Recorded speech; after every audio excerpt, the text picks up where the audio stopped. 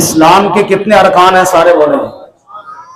Number 1 کلمہ توحید، number 2 نماز، نمبر 3 روزہ، نمبر 4 زکوٰۃ، نمبر 5 حج۔ ایمان کے 6 ارکان ہیں۔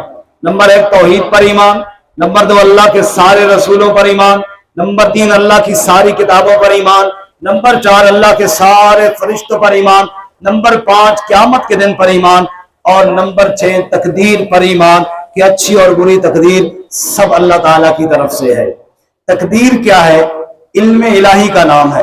اللہ نے اپنے علم کے مطابق ہر چیز کو لکھ دیا ہے، جیسا کہ حدیث میں آتا ہے سب سے پہلے اللہ نے قلم کو پیدا کیا، اسے کہا لکھ، اس نے کہا کیا لکھوں؟ کہا ما کان اور ما یکون لکھ، جو ہوا جو ہوگا سب لکھ دے۔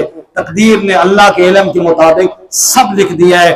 مجھے کسی واقعے کا پتہ تب چلتا ہے جب وہ رونما ہوتا ہے، میرے رب کو کائنات کے بننے سے پہلے کا علم ہے۔ اس کو کہتے ہیں تقدیر۔ تقدیر کی پھر 2 قسمیں ہیں، معلق اور مبرم۔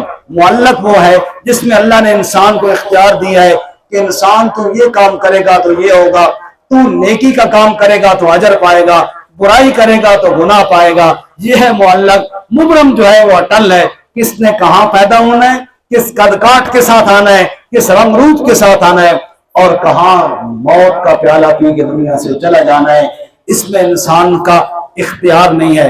جن کاموں میں اختیار ہے پوچھ بھی انہی کاموں میں ہوگی، اور جن کاموں میں اختیار نہیں ہے ان کے بارے میں پوچھ بھی نہیں ہوگی۔